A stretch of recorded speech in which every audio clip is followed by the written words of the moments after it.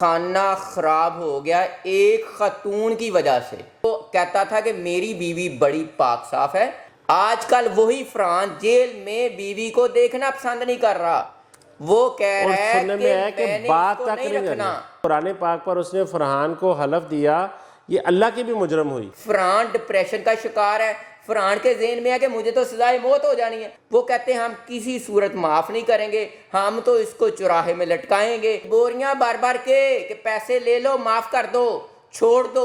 वो कहते हैं कि करोड़ों कि भाभीियों से भी बात हुई, तीनों भाभीियों से बात हुई। आज भी खून में लथपथ, जख्मों से चूर, ना उसको सुकून है ना हमें सुकून है। तब तक सुकून नहीं मिलेगा जब तक इनको सजा नहीं होती। एक तरफ फरहान और आमना के बच्चे जो बेगुनाह है। नफरत जो होती है ना, नफरत के बीज, नफरत की आग वो बड़ी दूर तक जाती है। उनके बच्चे फरहान की माँ कितना अरसा संभालेगी। फरहान की जमानत मुझे होती नजर नहीं आती, क्योंकि जो मदई हैं वो बिल्कुल उनके ऊपर चढ़े हुए हैं कि इनका रिलेशन था, इनका बड़ा डार्क रिलेशन था। फरहान का जेल में जीना आराम हुआ है ना, उसकी आप अब हालत देख लेना, आप उसको पहचान ना सकें कि सोशल मीडिया पर एक तूफान बरपा है कि आमना प्रेग्नेंट है, लेकिन अभी तक कंफर्मेशन कोई बात नहीं आ रही। अब बच्चा किसके जिम्मे डलेगा?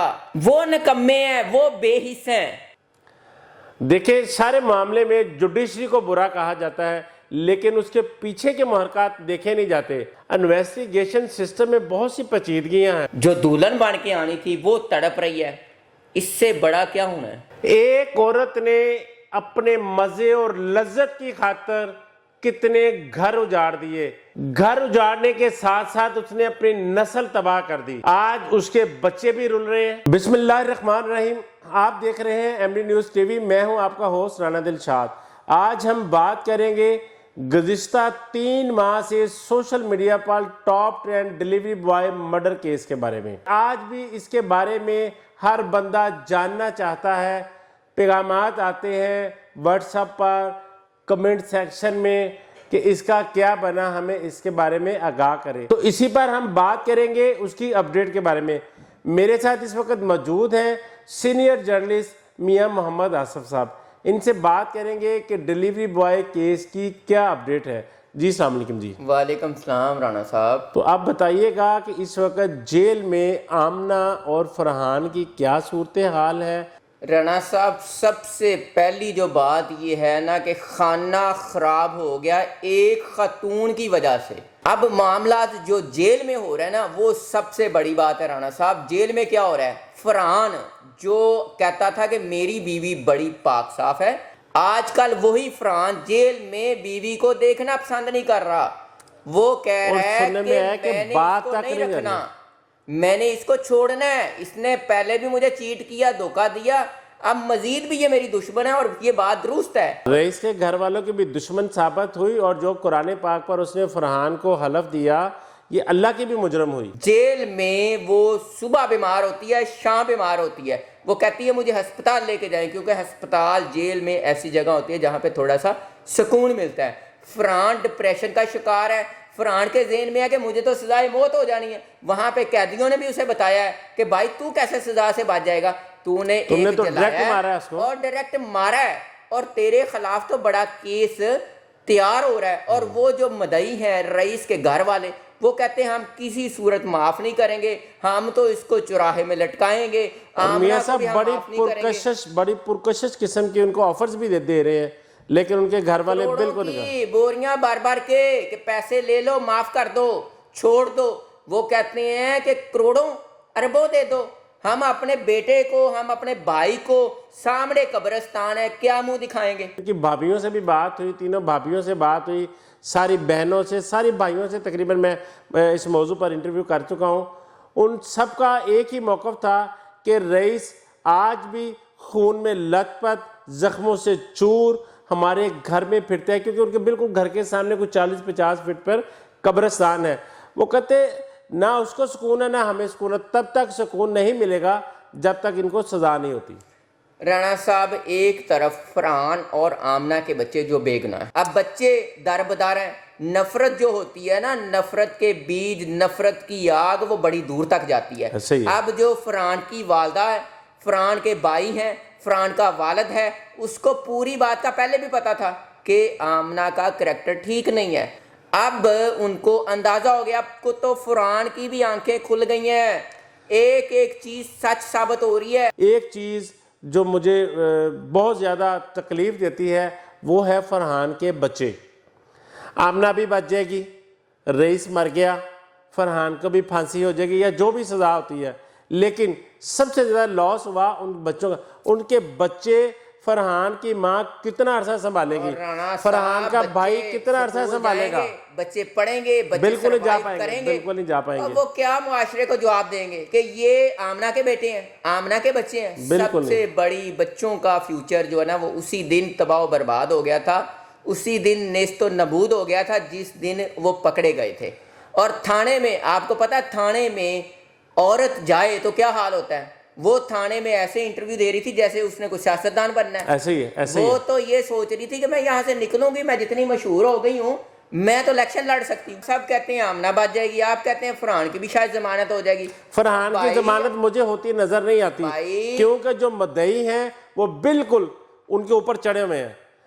आमना को रायत इस सूरत में मिल सकती है कि आमना ने डायरेक्ट मर्डर नहीं किया, जैसे मुलजम फरहान भी कह रहा है कि मैंने खुद मारा है। राणा साहब कितना टाइम हो गया है, महीने गुजर गए हैं, 3 माह गुजर गए अभी जी। तक आमना की बेल के हवाले से कोई खबर आपके पास आई है? और देखिए राणा साहब, हमारे ये भी इतना जुडिशरी आसान मामला सिस्टम नहीं पर, है। ये भी हमारी जुडिशरी सिस्टम पर एक सवालिया निशान है, हमारे इन्वेस्टिगेशन सिस्टम पर एक सवालिया निशान है कि उसका आज तक चालान पेश नहीं हो सका। जबकि रईस की जो वालदा है वो मेरे सामने मुझे अब भी वो रोती हुई नजर आ रही है। जब मैं उनके घर गया हूँ वो रोती हुई नजर आती है। वो कहती है मेरा रोना उस दिन बंद होगा जब मेरे बेटे के मुलजमों को सरेआम लटकाया जाएगा। मीडिया जब तक उनको सपोर्ट करता रहे, जब तक उनका अल्फाज जो है, उनका बयान जो है वो पब्लिक के सामने और सिविल सोसाइटी के सामने लाता रहे, एक प्रेशर है, हर चीज अदारों पर प्रेशर है। सोसाइटी ने और इस सिविल सोसाइटी ने जितना सपोर्ट किया ना डिलीवरी बॉय को, आपने पहला इंटरव्यू किया मैंने जी आमना का, उससे पहले जो डिलीवरी बॉय की फैमिली के इंटरव्यू नहीं हुए थे तो सूरत हाल ये थी कि शायद आमना 100% ठीक है, आमना ठीक कह रही है। फिर मैं सबसे पहला फर्द था मियाँ साहब जो उनके घर गया। मैंने उनका जब इंटरव्यू किया तो मैंने देखा, मैं उनके घर गया, मैंने कहा यार इनके ऊपर इल्ज़ाम है कि इनका बेटा गलत था, तो कोई बंदा। जब मैं उनके घर गया तो तकरीबन 100 से ज़ायद लोग वहाँ पर इकट्ठे हो गए, जमा हो गए। मैंने सब भाइयों का, बहनों का, माँ बाप का इंटरव्यू किया। उसके अगले दिन वो लाश मिल जाती है। मेरी वहाँ के जो आईओ थे राणा सुहेल साहब, उनसे भी मेरी जब इस वाक़े को भी 15 रोज़ गुजरे थे तो उन्होंने अपनी इन्वेस्टिगेशन के दौरान बताया कि इनका रिलेशन था, इनका बड़ा डार्क रिलेशन था। इसकी ये जो स्टेटमेंट है, आया चाकू रखा यहाँ मेरे साथ, ये वो सब झूठ साबित हो गया था 15 दिन पहले।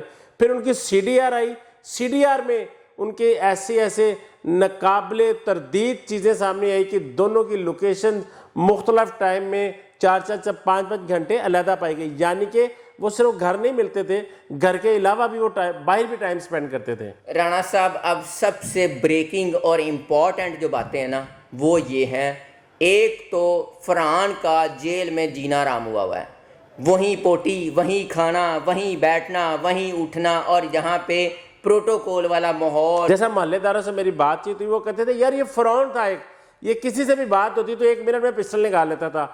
वो फरहान अगर जब जेल की ज़िंदगी गुजार रहा होगा, वहीं वॉशरूम करना है, वहीं सोना है, वहीं खाना, आपकी बात बिल्कुल दुरुस्त है, वो डिप्रेशन का मरीज हो गया होगा। राणा साहब जो मदई हैं, रईस वालों के जो घर वाले हैं, उन्होंने कहा है कि फरहान को जेल में नित्तर पड़ रहे हैं। जो बाकी कैदी हैं, जो मुलजम हैं, जब उनको पता चला है कि इसने जलाया है तो वो उसको लित्तर मार रहे हैं। वहां पे कौन छड़वाने वाला है? अच्छा, उनका जो जेल में नफरत का उनको एक सामना करना पड़ रहा है, वो सिर्फ और सिर्फ जो उसने उस बच्चे को जला दिया, पेट्रोल डाला, ये बड़ा नफरत अंगेज एक मामला था। तो इस वजह से उसको दूसरे कैदियों की और पुलिस वालों की तरफ से भी उनको जो एक नफरत का सामना करना पड़ा। और मैं आपको एक बात बताता चलूँ कि जेल में आमना और फरहान की मुतअद्दिद टाइम लड़ाई भी हो चुकी है। बिल्कुल आप दुरुस्त कह रहे हैं। जेल में फरहान आमना को देखना पसंद नहीं करता, बात तक करना पसंद नहीं कर रहे एक दूसरे से। अब उसको ये इल्म हो गया है कि आमना ने मुझे भी पहले रईस को इस्तेमाल करती रही, उसके बाद मुझे इस्तेमाल करके रईस को मरवा दिया मेरे हाथों से। आमना है ना, उसकी आप अब हालत देख लेना, आप उसको पहचान ना सकें। कि सोशल मीडिया पर एक तूफान बरपा है कि आमना प्रेग्नेंट है। राणा साहब, प्रेग्नेंट वाली बात आपके भी ज़राए बताए, मेरे भी ज़राए बताए और कानूनदानों ने भी बताया कि ऐसी इतलात हैं, लेकिन और अभी कुछ तक जेल से भी कंफर्मेशन कोई आई। बात नहीं आ रही। कंफर्मेशन ऐसे नहीं आई। ज़हरी बात है, हर जगह पे इलाज मुआलजा चीज़ों की गंजाइश होती है। यहाँ तक बातें हुई हैं कि अब बच्चा किसके ज़िम्मे डलेगा, कौन सा बच्चा, किसका बच्चा। फरहान कहता है मेरा बच्चे से तल्लक ही कोई नहीं। और अगर फरहान अपने घर में पूरा ख्याल रखता, अपनी बीवी के तमाम हकूक़ का ख्याल रखता, तो मेरा नहीं ख्याल कि आमना को बाहर जाने की ज़रूरत पड़ती। रईस का बूढ़ा वालिद था जो पहले बीमार था, जैसे ही उसने अपने बच्चे की इतनी दर्दनाक मौत की बात सुनी और उसकी कंडीशन देखी, उसको फालज हो गया। वो आज बात नहीं कर सकता। उसकी माँ है, मैं कोई 50 टाइम उसके घर गया हूँ और मैं उसको रोते हुए देखा। उसकी माँ को कब इंसाफ मिलेगा? राणा साहब किस इंसाफ की बात करते हैं? तो भाई 3 डेटों पे बंदा जाए तो उसको समझ आती है कि अभी तो बात आज शुरू हुई है, जो पिछली 3 डेटें हैं उसमें कुछ हुआ ही नहीं, सिर्फ डेट पड़ी है। और भाई आपका जुडिशरी सिस्टम, आपका पुलिस सिस्टम, अफसरान चाहते हैं, हाई कोर्ट के जज चाहते हैं इंसाफ दो, पुलिस के अला अफसरान चाहते हैं इंसाफ दो, लेकिन जिनके हाथों में वो फाइलें हैं, जिनके हाथों में पहली सीढ़ी है, वो निकम्मे हैं, वो बेहिस हैं। देखिए, सारे मामले में जुडिशरी को बुरा कहा जाता है, लेकिन उसके पीछे के महरक़ात देखे नहीं जाते। इन्वेस्टिगेशन सिस्टम में बहुत सी पेचीदगियाँ हैं। मैं आपको यहाँ पर एक बात बताता चलूँ, ये वक़ुआ से कुछ 10 दिन के बाद की बात है कि मकतूल का भाई वहाँ पर जाता है जाए वक़ुआ पर, और उसको वहाँ पर ब्लेड मिलते हैं। मैंने उसका इंटरव्यू किया है, मैंने उसकी वो शर्ट भी देखी है। वो मुझे शर्ट दिखा रहा है कि ये मेरे भाई ने पहनी थी जो खून आलूद है। ये इन्वेस्टिगेशन का मैं आपको हाल बता रहा हूँ, ये 10 दिन बाद की बात बता रहा हूँ। राणा साहब, कौन से उन्होंने वहाँ पर शवाहिद इकट्ठे किए होंगे, क्या चीज़ रखी होगी उन्होंने। राणा साहब, आपका बच्चा है, आपको दर्द है, बस बात होगी ख़त्म, या बच्चे को दर्द है। राणा साहब, जो अब तक हो चुका है वो बहुत कुछ हो चुका है। जेल में आमना तड़प रही है, फरहान तड़प रहा है, उधर उसकी फैमिली जो है रईस की वो तड़प रही है, जो दुल्हन बन के आनी थी वो तड़प रही है। इससे बड़ा क्या होना है? एक औरत ने अपने मज़े और लज्जत की खातिर कितने घर उजाड़ दिए। घर उजाड़ने के साथ साथ उसने अपनी नस्ल तबाह कर दी। आज उसके बच्चे भी रुल रहे हैं। फरहान, उसका शोहर अलहदा जेल काट रहा है। रईस की माँ, बहन, भाई अलहदा कर्म में मुब्तला हैं।